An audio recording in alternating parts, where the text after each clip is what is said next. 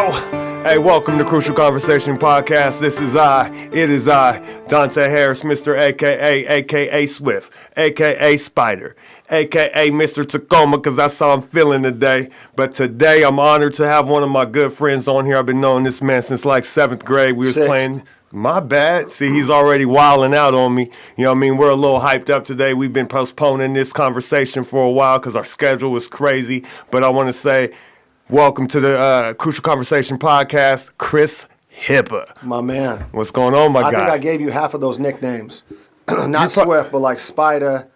Yeah, that came though. Spider. That was downtown Watts the days. Killer. Yes. That came once I saw you had that glazed over, blacked out look in your eyes before games. Well, you know. So a couple of those nicknames came directly from you. Yeah. Killer stuck. From the heart. Yeah. Killer stuck. That's the one that didn't go nowhere. Still. People call me Killer. The guys that are walking with me, my guys I'm coaching. Absolutely. They were like, coach, why everybody call you Killer? I was like, man, because I was about that life, man, out there. 94 feet, man. It was a Terror Dome, and I loved it. Yes, sir. It was a blackout. Yeah, for sure. Well, look, man, welcome to the podcast. Yes, sir. You know what I'm saying? It's been a minute since we caught up, so I wanted to catch up on things. So I wanted to start out, first of all, man, how's the family? Family's good. Got tied up in May. Married up. Congratulations. We were supposed to do it in Portugal, and had a big change of plans just because of the corona. And so we did it on Lake Tapps on May 23rd. Yes, indeed. And so that was probably the highlight of the last 9 months. But besides that, man, just been grinding during this whole thing. It's been different. It's been challenging, but I've actually learned a lot and grown a lot during this time. Okay, so did you put on weight once you got married? Did that happen to you? You know what? I put on some weight at the start of Corona just because we were in lockdown. You know, you couldn't go to the gym anymore. And, you know, I think we all thought it was going to happen for like maybe 3 weeks or a month and then we're going to be back. Yeah. And so I kind of let my guard down and was eating stuff and having a good time. Okay, yeah. Well, once we got the word that things weren't going back to how they used to be, then all of a sudden now we put in a home gym. We got stuff though downstairs. And so I went through like a brief 10 pounds. And 10 pounds though for me is a lot, maybe not for you, but I gained about 10. But it wasn't because I got a ring on my finger. It was because of Corona. All right. I was trying to get in shape though because of that. Yeah, for sure. You got to do what you got to do, man. I was just wondering because when I got married, everybody was asking me if I put on weight. I didn't put on anything. I have a hard time putting on weight no matter what I do. Too much pride in myself to gain like a big time chunk. You know what I mean? Like I'll gain 8 to 10 here and there, but then I'll lose 8 to 10. It just kind of comes in waves. Okay, for sure. You know? For sure. I don't think I could see you being a bigger. You're too active. I'm a point guard, man. I got to stay slim. Well, true. You know what I'm saying? Another thing, you know, I've had a couple guys that's played with me, a couple guys that's coached. You know what I mean? I had Mosley on here, Coach Merck. Yeah, my guy. Coach Merck. What's up, my guy? Coach Merck. Yeah, so, but you, I don't know if you know this, you happen to be my favorite point guard that I played with. I don't know if I've told you, I probably have. But, and it wasn't just because you were a good point guard, but you were a floor general. And also, you kind of can sense when I wanted the ball, and you can sense the momentum of a game. And I think your overall feel for the game kind of worked well with me. You know what I mean? Because when I got hyped up, you was hyped with me. Right. And when I calmed down or I needed to calm down, you would calm me down. When it's time to rev up, you would rev up. It's time to rev it up. You know what I mean? So you would, and when I started handling the ball, you weren't one of those point guards that came and got the ball back. Take it. Hey, look. Hey, for all you point guards, you got a big man that got a handle. Man, if he wants to push it, man, let him run it a little bit. Sometimes they need that to get acclimated in the game. You know what I mean? You got to get your vibe going, you know, Absolutely. Bring it up a little bit. You know what I mean? But we used to have a lot of fun. You just flare out to the wing, kick it to the corner. You would just bomb a three on him. You know me from back in the day. I mean, as much as I wanted to play the point and I was a point guard, I was kind of a combo guard, and I loved to score. Yeah. So if I was playing with a good point guard, I had no problem sliding to the wing. But if I was the only one on the floor that could be the point guard, I was going to be the point guard. And once you learn how to take the ball off the glass and now bring it, we got 4 guys on the wing now, and then you learn how to pass the ball. I mean, I'm happy to slide to the wing and shoot. Yes, indeed. But I'll play my role as the point if I got 4 guys around me that want the ball. Yeah, you know for what I mean? sure. So, and you talked about flow. And we talked about being a coach on the floor. You could sense like the momentum and the waves of the game. So I knew, just like you're saying, okay, Tay, we got to turn it up now. And I knew the things that I could say to you to get you locked back into that kill zone to where we could go for like 3 minutes and halftime. Yeah, yeah, And now yeah. you can go calm it back down for a second. Calm because down. you can't play like that for the whole game. You got to turn it on and off. And I feel like I've always had, a good feeling being able to do that with everybody on the floor. Yes, indeed. Being able to pump the group up, being able to get one guy going, being able to get this guy going, being able to calm this guy down. But that is your job as a point guard, not only being able to call the plays and run sets, but being able to feel what everybody else is feeling to get them on the same page. Yeah, that's knowledge right there, man. But a lot of it's feel, though. It's feel. Yeah, yeah. And I don't think you can teach that. No, you got to be playing the game. That comes from being involved in the game from a young age, watching the game, seeing the game, playing the game, failing, succeeding, and then eventually you just get to the point where you know how to push everybody's button to get them going. Yeah, you evolve into that type of basketball player. And now you do that as a coach. Oh, yes, it's indeed. the exact same thing, but you're doing it now with younger men. Yeah. You're trying to get them to learn how to do it. Yeah, and once I learned that and I started adapting to that, I think that's the reason why I didn't get directly into coaching when I first stopped playing basketball. Right, because it was still on. I was still right. Just, you know what I mean? So what I had to do was learn how to tone it down, and then I had to come up with the proper schemes and stuff to implement it to the kids and tell them how I felt about things and show them things and come up with my own style. I had some great coaches. Right. And so I just picked from all of them. I picked from Percy Carr. I picked from Mullen. I picked from Drink Wine. Yep. You know what I mean? Temperament, though, is huge. Yeah. So I just picked from them guys, and I provide my energy. Yep. So I'm still evolving that coach thing. I mean, you always still will, evolving. too. I'm trying to evolve every day and everything. And you know because what I mean? the kids though that you coach though are not going to be the same every year. Every single year they're going to be different. It's going to change. So it's going to take different things that you're going to need to do with each kid. As long as you're fair with them, it's all good. But you can't treat them all the same. You just got to be fair. But every kid though is different as far as how you turn them on and off. Yeah, definitely. So it's crazy. But that's the fun thing about it is getting them to learn how to press that button by themselves. You've done your job then. Man, it's a beautiful. You've done your job It's then. beautiful when you see it happen. You know what I mean? When you see it happen, you see a kid go into that next level, that next phase of their game mentally is way more than, me teaching them a move. Absolutely. And him doing the move. I'm like, okay, he did that right. Right. I kind of just nod that off. But when you see him click in and everything slows down for him and you see that moment on the court and you see him all the way there, man, that is an exciting moment. Absolutely. You know what I mean? I live for that. Ours came, I would say, probably like early 20s. Yeah. Like when I got done playing at St. Martin's is like when it finally started to click. Like when the physical and the mental met. And then from there it went for about a good 10 years. And I call that my prime. Yeah. Like 24 for the next 10 years, that's when like everything, the game slowed down. I felt strong. I felt mentally there. I felt like you put me on any court and I'm going to be able to play. Yeah, definitely. And any court. Yeah, and that's crazy how it happens. For me, it happened about 22. About 22. I think when I was over in Norway, it really started clicking in. Right. Because up until then, I was just an energy guy, period. I got overseas, and they was like, here's the ball. You're like, now I got to score it. Now I got to score with it. I got to score. I'm not just rebounding. I'm not just locking down the other team's best guy, guard or forward. It didn't matter. But now I have to bring a different level. So I had to basically I turned back into a point guard. Right. So like I reverted all the way back to Al Davies. Yep. And I had to figure it out again. It came pretty natural. It happened pretty fast because, I was always a guy that liked sharing the ball anyway. I wasn't I didn't take loads of shots, what I'm saying? Right. So it was easy for me to adapt like that, but that's when it started slowing down for me. And then when I came back home, it was just a field day. Well, then all of us were done playing at the same time. And then we weren't let's do done it. playing. Like we wanted to keep on playing. That's all we knew. Competitive. But that's all we knew, though. Yeah, like I didn't want to let go of like the dream. I got done playing at St. Martin's, and I mean everybody wants to go to the league or go overseas. Yeah. I wasn't ready to stop playing. Like some people will just jump right into going to work 9 to 5. Like I didn't. I wanted to go to the YMCA and run hills and hoop and lift weights and go to late night still. I didn't know what else to do. Hoop. Like it took me a while to get into that next phase. You know what I mean? Wanted to hoop. Yeah, I mean, and all of us kind of clicked together and all just kept hooping for that. And those teams, those were the early Thunder teams. I mean, actually, it was the Venom team. Traveling, the Venom team was Big Lou. That, you know what I'm saying? The mesh black and white jerseys. Yes, before the Thunder. Having practices just to have practice. Just to do it. Like, we just calling each other out. Like, we got practice. We're going to practice. And we're running lines and running sets and doing blockout drills, and then we're scrimmaging. Yeah, everything. Going to go hit them tournaments. That's when we went out to Montana, Anaconda. Yeah, that was a good one. That was a good tournament. Good stories, man. Yeah, that was great times, man. But I mentioned Al Davies. Yep. When I equated with Al Davies,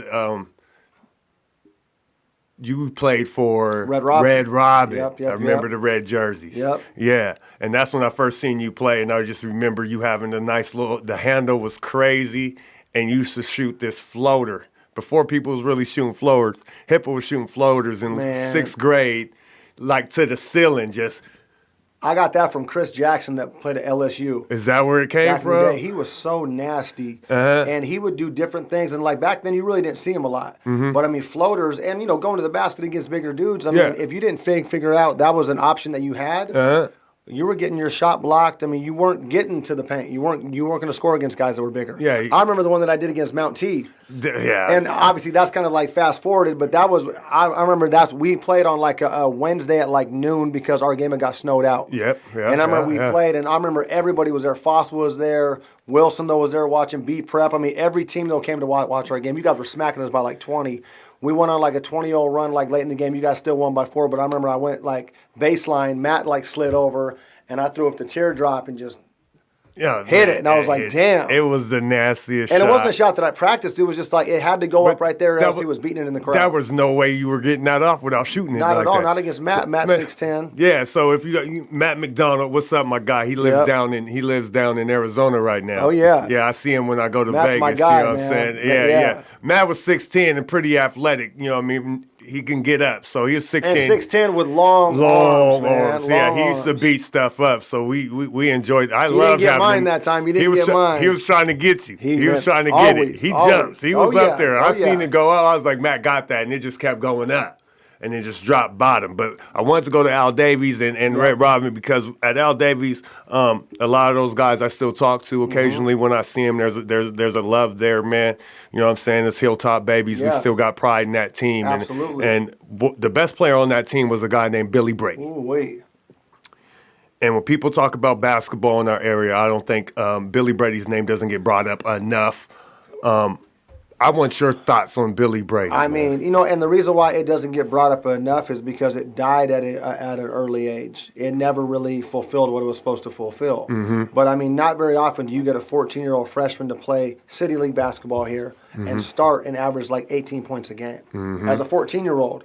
At that age, I was playing JV, splitting, playing both, sitting on the bench watching him play. Yeah. So, and that was a dude that we played against, though, all the way from being kids all the way up into 8th grade. But being able to step into a game and have polished game, pull-ups, hitting threes at 14, at 6'3", getting to the key, dunking, there's no telling what he could have done. Yeah. And the legend of him will probably grow, and he'll be talked about forever. But the reason why we don't talk about him enough is because it never went past that, 14, 15. That's where it ended. And obviously there's stuff that he got into.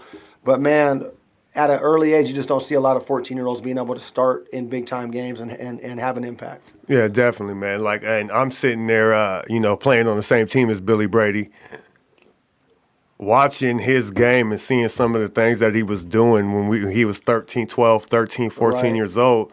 I still never seen a kid do. I mean, I'm not talking about just going out there just flat out gunning. I'm talking about he's one man destroying whole teams by himself.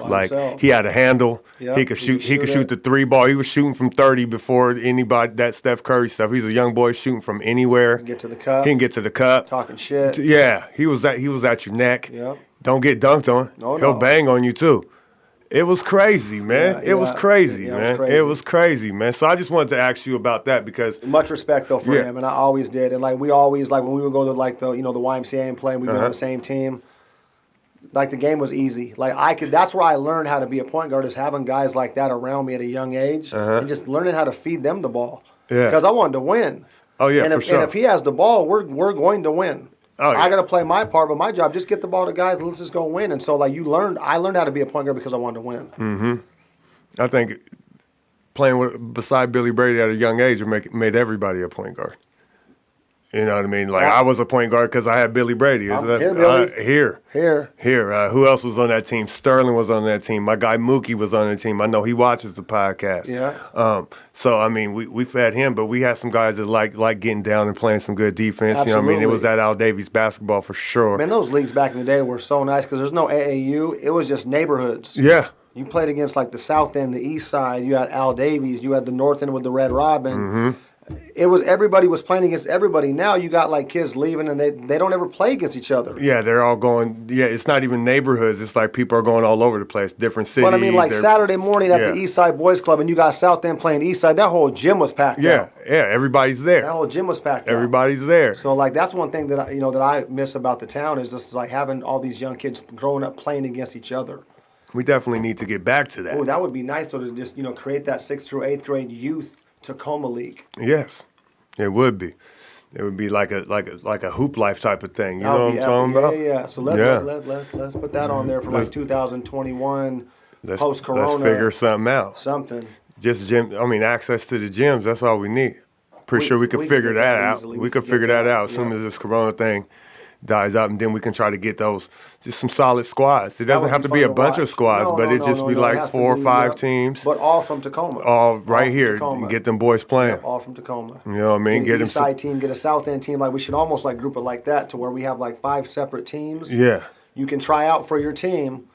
5 teams. And get it in. 5 teams. Get it in. Get it going. See if we can get it riled up again. Skill development on the side. Games going. You know what I mean? That's a whole different talk. That's a whole different talk, man. For sure. Let's get into. I want to say first of all, man. Years ago, I was at a different job before I changed careers also. Mm-hmm. We were talking on the phone. He was like, I want to do a basketball camp. And I was like, you was like, Tay, we should do a camp, killer. I was like, yeah, we should. You know what I mean? And we talked about it. Then I kind of died off, and then you went ahead and did the camp. Then I seen you do another one. Mm-hmm. And then I remember talking to you again. And you was like, man, I think I'm going to do this. I was like, okay, do your thing. You know what I mean? Go do your thing. And from there, which I think that was maybe 10 years ago.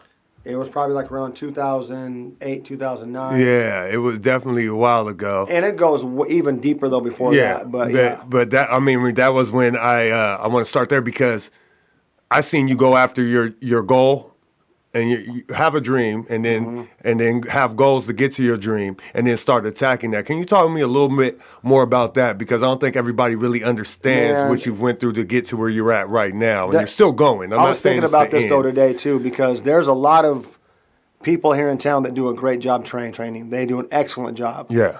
But I don't think that they understand like what it takes to run like a successful business, to do it like that. Like anybody, I'm not saying like that, but like you can get 5 to 6 kids in a gym and go do a good job to train them. Yeah. Okay, but I mean, there's a lot more that goes into it, okay? So when I started this up, it was more for me than it was for the kids. You know what I mean? Like basketball, and I was talking about this the other day, basketball, that's why you and me, though, we vibe so well, is because we have a lot of the same passion. And basketball, it really did save our lives. Yes, definitely. Yeah. Like basketball is not basketball to the typical Joe that's out there. Like I don't play basketball because it's a joy and it's fun. I do it though because of that. Because it's a joy and fun, but it has a whole different situation in life. Basketball has been like my safe space. That when I go there, like nothing else matters outside the lines. Like what's going on with my mom and dad splitting up, what's going on with this, all the bad things in my life. When I get on the floor, they're gone. When I walk in that gym and I smell that hardwood and I have a ball in my hand, nothing else, that's the most important thing, still to this day. So, rewind it all the way till I was a young kid and I can go play basketball. I loved doing it because it took me away from everyday life. Everybody's going through something still to this day, and everybody will continue going through something. But being on the floor, though, it erased it all. It allowed me to just go have fun and play basketball and compete for 2 hours, 3 hours. And then when I stepped off, then I realized, okay, this stuff isn't as bad as I thought it was. Yeah. And then I'm going to take a break and I'm going back. You know what I mean? So it's just like this. I started doing basketball training, not necessarily for the kids. Like I wanted to help them and I wanted to give them information. And I wanted to help them improve, but I was doing it for myself.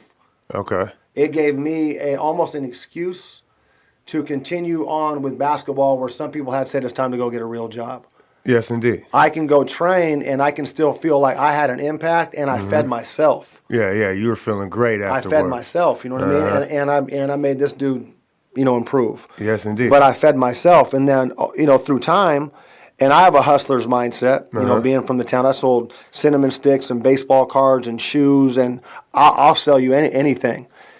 Once I felt that I could start getting paid to do this, I started hustling the business of training basketball players, how much it was going to be per hour, how many kids do I have to have in a session where I can make the most of it, and it turned into a business now. And so it's just like the business aspect of like taking a hustler's mindset and being able to now put it professionally with basketball skill development. It still serves more me than it does the kids still, and I'm getting paid now. But it is more than just basketball skill development. It goes way deeper than that, and it like feeds my soul, and it keeps me alive and keeps me happy and keeps me still in my safe place. See, that's and exactly. People don't understand that, man. No, Like, I think a lot of people aren't understanding that basketball is your sanctuary. You know what I mean? And so if you can be in this sanctuary, and then you can thrive in that sanctuary, and you can pay your bills, and why wouldn't you leave there? Why would you leave from there? That is what most people are looking for. Facts. That's what most people, you want to be able to go to work somewhere where you love. They've been saying that and telling us that all their life. So to see you do that is a beautiful thing, and I'm happy that you're at peace with that, and the fact that you're going to continue to grow because you have that hustler's mindset and grow basketball wise. There's nowhere to go. Like for me, I was like, there's nowhere for me to go. And yes, I do other things, man. I write poetry, I do spoken word. You know what I mean? I have a studio or whatnot, but basketball has a certain place, like you said, it actually did save my life. Absolutely, literally. Facts. And so when I get with people that feel that same way, we definitely have a bond. And truthfully, most of the people I have a real close bond with was inside that sanctuary. The sanctuary, man. Inside that sanctuary where the emotions was raw, and you can really feel the pain, and you can feel the happiness, and you can go through those emotional roller coasters. That right there it affects me. And then when you share that with somebody and you get on that level, then it's like a bond that they already, you know it. You already know it. You know what I mean? I'm saying? And being up in there too, though, that's one place though that the only reason or the only way that you're being judged is by your game. So in the real world, you might be judged, though, for the clothes that you're wearing. You might be judged for your house life. You might be judged. There's so many different things that you can be judged for. Yeah. When we step here, if I don't have game, then obviously I'm being judged for that. But if I have game, though, it's putting you on a different step that I wasn't on outside. Outside of here. So this created like my reputation inside of here, and then it carried outside. Yes. But my reputation, though, was earned inside the basketball floor. Yeah, you know what I mean? So, like, when people, for the most part, speak of your name or when they speak of my name, it's not linked to something, for the most part, that we did outside the basketball floor. No. Our reputation is built off of what we have done inside of basketball and for basketball. Yes, definitely. So, and that's what it is. But it should be, because that's where the passion lies. You know what I mean? And that's one thing. I'm happy that you came on here, because I hear a lot of back talk about training here, training there, and I know it can be competitive. We come from a competitive nature. Absolutely. You know what I mean? So I just kind of let it slide and go by the wayside or whatever. But I don't think everybody understands the passion that you actually have for the game. Right. Like, I know you have the passion for the game. Yeah, of course. So when people see the business side, they was like, he's out here chasing the dollar. And like, no, this is what he does with his life. This is life. Right. Well, and I think that people get upset, though, because the people that say, why are you charging to do this? They're almost like telling on themselves, though, saying that I'm jealous that I'm not doing it. Yeah. So take it how you want. You know what I mean? It's just that just because my hustle is making you feel a certain type of way, maybe you should start doing it. I mean, come join or come start your own thing, or what do you got going on? And so, like, when I hear a lot of back talk, it's from people that aren't doing it that would love to be doing it. Yeah. Yeah, definitely. So, and like I said, when I was doing it back in the day, though, when I first got paid, I never knew or never even thought about it would come to this point.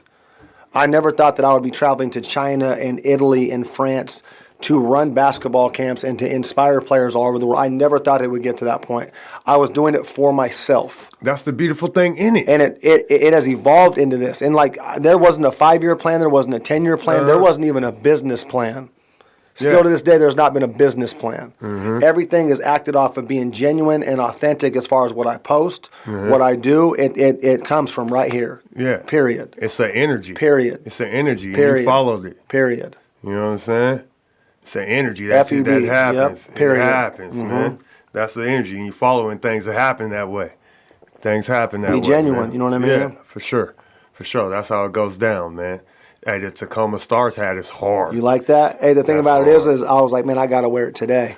Yeah, that's Gotta hard. wear it today. I Gotta like wear it that. today. This is old school Preki Steve Zungel. Man, You guys don't even know about they that. don't know about- Google it. Yeah, Preki was hard. Google it. This Hey, isn't the Stars that's playing in Kent. This is the Stars that was playing at the Dome. Yeah. And getting like 14,000 people. Google it. Man, they had the Tacoma Dome jerseys. Google though. it. They had the dome up top with Yeah. the orange and the. Oh man. It was So crazy. this right here. This Yeah. is Google it. Google that. Yeah. That's when they had the Tacoma Tigers. Man. Yeah. With the green, like the Oakland A's. Yeah, and they used to bring the tickets to the boys' club. Free.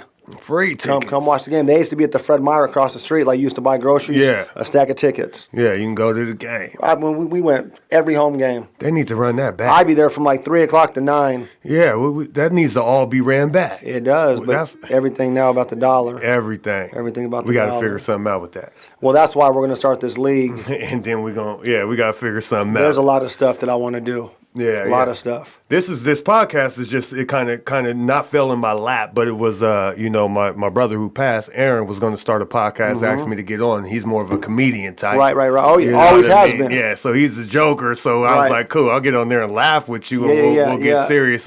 He passed, of course, and then I'm like, our last couple messages was about podcasting and about Right. getting into writing. You know what I mean? So I continued there. So I end up here. So we on episode 9. And I'm just trying to grow with it, but I'm following the energy. Man, that's what you got to do. 100%, man. Hey, this is straight freestyle. Yeah, man. it's more This is raw. You know what I freestyle, mean? And man. like I the don't thing even about it know. is though, with like him when he passed, like sometimes it takes something, and we would never want to do it though because of that. You know what I mean? That's Yeah. the worst case. Yeah, for sure. But sometimes it takes certain things, and I know that you've been seeing like AIM all over the place now. Oh, yeah. You just see it now. You know Yeah. what I mean? But it's crazy how it took something. And imagine if we could push things forward though without having things to happen to finally be like, all right, now I got to do it. And see, that's the thing, and that's the thing that I'm trying. I've already started moving forward on everything that I do is because of that. Is now that I realize, man, this time that we have here is limited. I don't know Right. when I'm going to go, but I'm about to give it my all. You might as well. You know what I'm saying? So I wake up and put my best foot forward. You know what I mean? Every day, every Right. morning, and come with a certain type of energy that I try to infect people with Yep. off top. You know what I mean? And just living that way and just trying to move forward and create some positive things. Right. You know what I mean? Yeah, Try to yeah. erase all negative. If you got negative, I don't want to hear it. Don't want Right. to be around it. And I already know, like me, like you're doing this though too for yourself. Oh, like no. this is like for yourself. Like when you walk out of here after having like an hour long talk, you feel good. Yes, indeed. You know what I mean? So Yes, it's like indeed. it's soothing for everybody. Oh, just man. to talk about stuff though, but for you though, this is for you, for others. Yes, indeed. That's how it works. I mean, Right. that's how the coaching is. Yep, same thing. You know, when I go in there and it's game time, and we're out there playing in the game, and I'm coaching and I'm running up and down the sidelines. After that game's over, it's like I played, like that Absolutely. energy and that release, because I'm in my world. Because I'm a natural introvert, you know what I mean? So, but Same. you walk into a gym, I'm in my world. Same. I'm the most comfortable I've always person. said that. I've always As soon as said I that. walk in the gym, yeah, I can talk to anybody. I'm myself now. Yeah, I'm this is myself. me. This is my my true world self. here. I'm my yeah. true self. Yeah, you want to really meet me? Come to the gym. We're Yep, there. Facts. Yeah, we're there. You know what I mean? So, and so that's why I identified when you were talking about how you started off and it was about you. I mean, and that's what coaching was for me. You know what I mean? And even so, like I got a quote that I say, man, I'm just trying to be me for me when I needed me. Because of that, I always thought, like when I was younger, I just needed somebody to just snatch me up and be like, look, snap into reality. No one's coming to save you from this pit you in. Yep. Kid. You know, if someone would have grabbed me at 11, like, look, man, you in the pit. Everybody's gone. Yep. You know what I mean? You're sitting up here soaking. You act like you don't want to be here. There's nothing anyone's gonna do. You got to get up, and you got to face this. Right. And you got to start fighting for you. Right. You know what I mean? You got to love yourself. You got to start taking care of yourself. You got to live for a reason. Create something. Start moving forward. Start looking up. Stop walking with your head down. Start having some confidence. See, I didn't have nobody to say that to me, so I sat there and I soaked in it. I started coming out of it as I got into high school because of the fact where I moved to my last place, at 14, Right. when I moved to the east side. You know what I mean? So that started changing because I had people that actually just let me breathe. They really didn't. They did the best job of having a foster house with just letting me breathe. I got there and they was like, look, their food's right there, your room's right there. Now you can kind of learn how to operate a little bit. What are you going to do? Right. You good. And then basketball was starting to kick in, and then starting to pick up basketball, steam. yeah. I still love hoop. Right. You know what I mean? So I just playing hoop and I'm doing my thing that way. But I mean, first time they took me to go school shopping, I didn't know how to shop. I've never done this before. What do you mean school shopping? Right. Yeah, go pick something. I'm looking in there. You don't even know what to grab. Yeah, I'm looking at my brother Jonathan. You know what I'm saying? I just met him. Right, you know what I'm saying? Yeah, He's my yeah. foster brother. I just met him a couple months ago. He's just grabbing stuff, and I'm looking like, yo, man. He was like, man, grab you some of these, throw it with that over there. You know what I'm saying? And put that. I'm like, oh, we just grab clothes? You know what I'm saying? So that experience started changing me then. Right. But I was still an introvert, and I still didn't have no confidence in myself. So I just pretended to be somebody else. And as I got older, then things start changing. And that's when a lot of people that were so-called friends kind of start dying off because I started becoming myself. So stuff I didn't like, I just started telling, hey, look, man, I'm not with that. Right. It's not how I get down. You do whatever you're going to do. So I start going on Tay's way, you know, what my wife calls Tayisms. You know what I mean? I start doing Dontay things. And for a while, I was like, I don't know, but I feel better about myself when I just listen to what Dontay's thinking and I follow my heart instead of not with groups. Absolutely. You know what I mean? Yeah, And I was already uncomfortable with groups, so Right. I mean, following the group doesn't work either. Right, So I exactly. don't want to be in a group. I don't want to follow a group. I don't want to be told what to do. I want to me. get out here. I'm gonna just do me. Yep. But in terms of that, then I love being in that sanctuary. You put me on a team, I'm riding for my squad. Absolutely, 100%. On that court, yeah, Right. I'll ride for you. But as soon as Yep. you walk off the court, I'm going into my world again. Yep. You know what I'm saying? So, but I think the whole process of that is kind of like even doing this podcast is me coming out of my shell and facing that fear. And starting to learn how to like tell the story. Yeah. I think all of us, there's so much like when we can get to the point though where we can fully be able to tell our story is when we start to being able to get more peace with ourselves. Yes, indeed. You know what I mean? Like we're still not all the way there. Yeah, you know we're what I mean? working But on it. once we can learn how to tell our story with conviction Yeah. and not like sugarcoat it or tell the raw story, Yeah. that's when we can find peace in ourselves. And that's where I'm going. Right, you know what I mean? Because there's a lot of things that happen in both of our lives though as kids that aren't things you want to advertise. No. Aren't things you want to talk about, you know what I mean? But Yeah. the more and more you can talk about it, you'll start to realize that there's a lot of kids going through exactly what you went through. And that right there is my driving force. Right. You know what I'm saying? And that's the reason why I'm opening it up more and more as we keep going with the podcast. And I'm opening up more and more and talking to people. Because even my mom, before she passed, she said, you gotta come out and start talking because there's so many kids like you. And that's wisdom. And there's no voice. Right, yep. There's no voice. You need to go. You Yep. need to come out your shit and you need to go. Yep. You need to start. Don't worry about it. You will be fine. You're strong enough to take any criticism when it comes back your way. You need to go do this. Yep. And like the process, her words, she said your words need to come out. So I was mentally thinking I need to do an album. And I went to write an album and didn't really come out. I went to Right. write poetry. And then, I'm thinking about Aaron. So then the Conversation. podcast, boom. And then I was like, Crucial Conversations. I mean, you think about how many times though we've gotten deep into conversations over the years Yeah. just because we were the last one standing at 2 a.m. and we're sitting on the couch and just like these conversations naturally would come out. Yeah. Because we are trying, because they need to be heard. Yes. Like we need to get them out of us. And I mean, if I'm telling you, I at least need to get them out.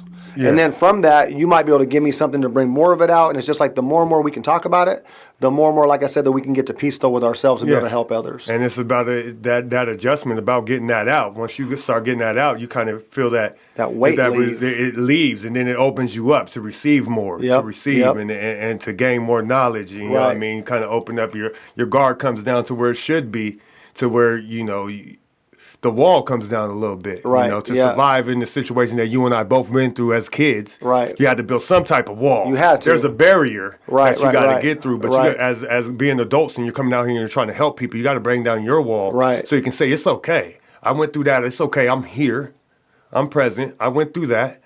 And you've gone through it right now. You can survive and you can get to where I'm at or even be on a higher level. But just surviving in it is one thing. But thriving in it is where we need to be. But just think about it though, and we are two stories though of people that have made it out and being able to talk about it. There's a lot of kids that don't have like that fortitude inside of them because nobody did help us through that back in the day. Like we had to figure it out for the most part on the fly. Yeah. And that's why basketball did give us a backbone. You know what I mean? Without Yeah. basketball now, you're in a different world of like we grew up in the height of like gangs and obviously you were involved to a certain extent. Yeah. but there was no backbone if there's not basketball. So there leaves a lot more room to be able to get into drugs and alcohol and the whole different world of not doing things well, Yes, not doing good. And so the fortitude that we had, like somebody had to install that in us at a certain extent, or somehow though we grasped it. But there's a lot of kids that don't have that, and they're in the same exact spots as us, and they're putting up the walls. But now they want to be associated with a group because it makes them feel a part of something. Yes. And they don't have like that faith or like that feeling comfortable to just go walk alone and figure it out as I go. Yeah. And I mean, when you're looking at that and like thinking about it, I'm sitting there, and this is the reason why sports are important. That reason right there, because The backbone. it gives you a backbone, especially when you're younger. If you're involved in sports, you might not be good, but involved in sports gets you involved with teammates And people. and people. So you got to react. You feel a part of something. Yep. You're part of a group. So people that need that, they can get in a group, and I think that's why it's important for youth to be involved in sports, not just Right. basketball, but Right. everything. Yep. I think that's why. I mean, when this Corona thing happens, like. Man. I think it's really the youth are suffering. I mean, as adults, we're worrying about our pockets, so we hustling, trying to get our money. Right. But the kids are suffering. Like man. they're learning. They're not talking. They're learning on the computer. You know, I got my kids at the house. They're on the computer. They're not excited about it. You know what I'm saying? So it's like, but they're doing well in school. Right, well, yeah, exactly. Like the But they're school sitting parties, at home. they're They're not sitting at home, doing. right. They're not having Missing the having interactions. Right, the interactions, man. That's why Jeff's been trying to do a lot of free Zooms, to where kids at least they can log in and get a workout in. It's at least free, and it gives them something to look like forward to. Like I have a Zoom on Sunday that's just like free. Yeah. Definitely. I mean, I Come work reposted out. that. You know what I Y'all mean? make It's sure just y'all. man, it's just. Where you posted? Where's that? We gotta make That's sure been people on my get to that. Instagram and on my Facebook. But Okay. we're doing a free Zoom on Sunday morning at 9 a.m. Y'all make sure y'all get to that, man. We had Everybody wanna 100 get a players workout. last time, and we had like 75 players that couldn't get in because it only allows 100 players in it. Oh. And I wish that I could do more, but the way the Zoom is just like you can only have 100 in your group. Oh, okay. That's So what's get up. there That's a lot. early if you're going to be on it. I mean, it's on my stuff, but I mean, it's just like trying to give more structure to these kids because they don't really have a lot of it right now. Yeah, you give them something they can take away. They can take that with them after being on the free Zoom. They can go do those same exact workouts and work on their game. Just go get some exercise, Yeah. and like I'll give you like some word. I'll give you like a message of what's on my mind at that time. Take it. It'll hit some. It won't with others, but it's just like here it is. Yeah, for sure. You know? Sure. What about? So now we're talking about exercise. Yeah. What's up with the weight? What's up with the ball? I know where it started. I mean, man. I know where it started. And you've used it before. Yes. Okay, so I have a 3-pound heavy ball that I've just created with Sterling. Okay, it's a 3-pound. There's a youth size and also a men's size. And it's 3 pounds, and it'll obviously help you though. Gain strength in your hands, quickness. You have a real basketball back in your hand, and it feels super light. Okay, so this goes back to maybe 1992, 93. Why do you lift weights? You lift weights because you want to get stronger. You run up a hill, so when you get on the floor, you're faster. Yeah. So I felt if I could have a 5-pound ball in my hand, then this ball is going to feel super light. There wasn't any type of medicine ball, basketball you could dribble back in the day. So we used to use 9-pound med balls. Yeah. The black and blue balls, they would tear up your hands. But after dribbling a 9-pound ball for 5 minutes, go put a real basketball in your hand, and it's instant confidence. You will feel an instant difference in what the ball feels like. Yeah. And so I started to experiment with that stuff at the racquetball courts at the downtown YMCA, and I would go in there probably 3-4 times a week, pass the ball off the ball with my right hand with my left hand, chest passes, post entries, doing breakdown moves with the 9-pound ball, and then go out and play. And so then as I started to train and as I started to work though with certain players, I would start sharing it. Yeah. Hey man, bounce this ball for 5 minutes. And then you'd look at me like, damn. And so I've already turned you on, though, to the impact that a heavy ball can have on your handles. Yes. We did a lot of ball handling stuff. We didn't do a lot of drills, though, but I would always encourage you to dribble more. Yeah. And I would guard you and make you bring the ball up No, the against me. full But, court one-on-one. man, the full court one-on-one. But the heavy ball in Crazy. itself, though, I took the impact that it had on me as a young kid, being able to bounce a 9-pound med ball, and I've kind of spun it to the point, though, where now we have a 3-pound basketball that feels like a real basketball, that has a 3-pound core in it, that'll help your handle. And it's just I wanted to have the exact same impact that it had on me like it does, and it can impact a lot of kids, though, just by having one 3-pound basketball and seeing how it can change your handle. It might help them fall in love with the game of basketball. Who knows what it's going to do, but it's going to at least give them an option to explore. Okay, definitely. And they can find that. You got that post on your Instagram. That one's on my Instagram, yeah. I'll repost it on Crucial Conversation Instagram also when we get done with here. I think I've already posted it, but I'll make sure I do that again. They'll be shipped in like the next week or something like that, though. They're coming over on a big boat from China. Oh, yeah. They told me January. We did that because we didn't want to overpromise. Oh, okay. There might be delays. I think it should be here before Christmas. Okay. Like it'll be at your house. All right. But we just didn't want to like promise like it'll be before. Then you get it. Just Yeah. January 8th. January works. Just to be safe. Yeah, for sure. So. Well, shoot. We're on a timer, huh? Yeah. We already went past that. He could have banged on the window. Well, then let's keep on there? spitting. We can keep on spitting then. Well, I tried to look, man. I mean, you and me could sit in here, man, for 3 hours, 2-3 hours, and just get lost in crucial conversation. Oh, for sure. We can talk about them van rides. I mean, well, we can. we can, but we can't. You know what I mean? But we can't. That's kind of like Vegas, right? I mean, man, there's just, I can talk about you for a second, man. It's just like, we met in 6th grade in science class, and I remember you were probably in class for it was Miss Starks at Hunt. In 6th grade, they had like the seats like set up to where you had 2 at a group, right? So I sat down, you sat down. We were dissecting worms. And then that was the last day I ever saw you for maybe like 3 years. Like you transferred maybe like the next day. Like you were out. Like you were my friend for a day. Like we met. Like we had a great time in class. We were laughing, clowning. First time that we ever met. You know what I mean? We didn't even talk nothing about basketball. We just vibed. Yeah. And then you left and you went to a different school. Yeah. And then I remember just like seeing you throughout the years. You know what I mean? Then like seeing you at Mount Tahoma. We still weren't even like great friends at that time, but we always had like a love and a respect for each other because of like we met that one time and we had a foundation. Yeah. We reconnected after college, and that's when like the relationship really started vibing because of the passion that we both had for the game. You know what I mean? And I've told you this though before, but I'm super proud of you, man. As far as because what's happened in your life and what you went through, you weren't supposed to be here.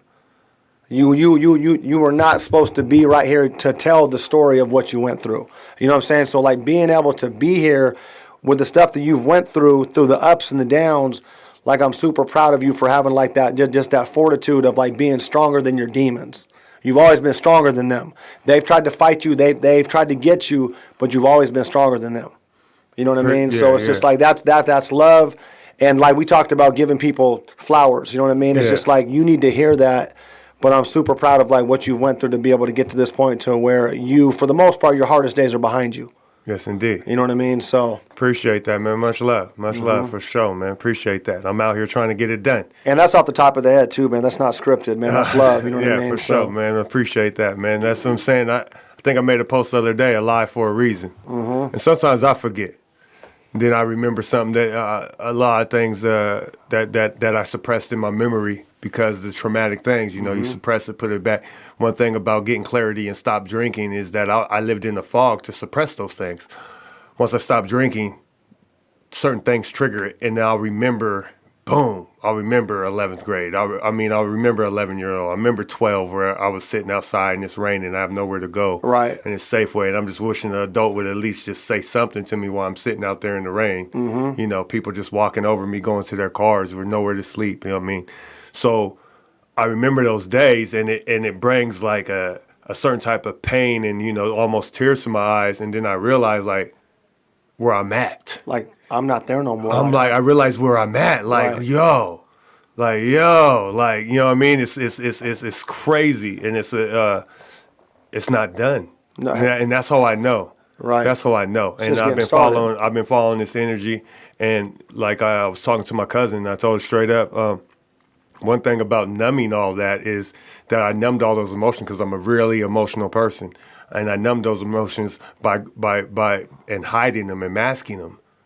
That now this clarity is coming, those emotions are out there. I can now feel things again that I was running from that I couldn't tolerate or deal with as a kid. Right. Yeah. Now I'm enjoying it. Like, yeah, Absolutely. I'm taking in all this. Yeah, I can feel your energy when I Right, walk right, into right. a room. Right. I can vibe with this. You know what Yeah, I'm saying? yeah. When I feel tension from you, I'm gonna say something to you. You Right. all right? What's going on? Yep, I feel yep. certain. I can hold these conversations now. Right. So my life experiences brought me to the person I am, and then I already know what's going on. I'm gonna follow this energy and see where this path takes me. You know what I'm saying? So I know we've been going for a minute, but I mean, shoot, I'm happy that you made it on here. I'm actually going to be taking it even to a higher level, and eventually when Corona hits, we're going to have more of a forum type situation on Crucial Conversations, and we'll invite some other guys in, and then we'll talk about some of those things, and we'll start actually making plans right here on how to really do things. And we'll bring guys in with like minds, and then we can start making some real change instead of talking about it and start networking with people, get them on the podcast,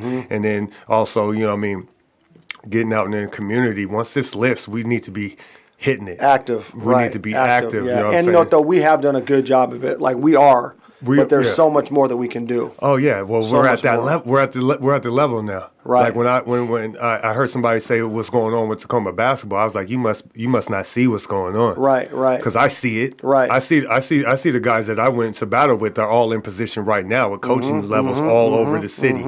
All over the city. They're all here. Right. Everybody's involved. And Now the collaboration piece comes. when that collabo hits, Right. then the move's gonna get made. There's so many guys that I've talked to throughout the years, though, about the collaboration piece, and it's just like, it just takes us all sitting down. And I've done it in pods, but until we get into the same room and start writing stuff down and start giving ourselves deadlines, that's when it'll all come to fruition. Yeah, that's what needs to happen. That's So it's the next coming. move. It's coming. That's the next move. It's coming. That's definitely the next move, man. Well, shoot, man. We're going to get ahead here and wrap this up, man. This is probably like episode 1.5. You know what I mean? We might have to break this down into sections, And man. this is just getting started, man. Yeah, this is like a just warm-up getting- this is a conversation. warm-up. We can get into depth, so we're going to have to definitely run this back, man. I appreciate you coming through. Of course. I'll definitely we'll have to do something maybe every couple of months, just sit down, see how you're doing, Yep. see what's going on. Tell Lil Man I said what's up, man. Man, he ain't small no more, Yeah, that's man. what I'm saying. I seen the picture. Damn. I seen the picture, man. They're growing fast, so you know what I mean? Tell him I said what's up to the wife. I said hello, man. Yep, I will. Same with you and the family, man. For sure. So we're going to get out of it. Hey, once again, welcome to thank you for coming to Crucial Conversation.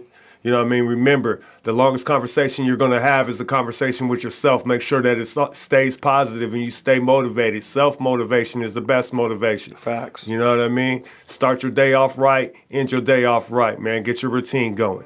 All right? And I'm gone.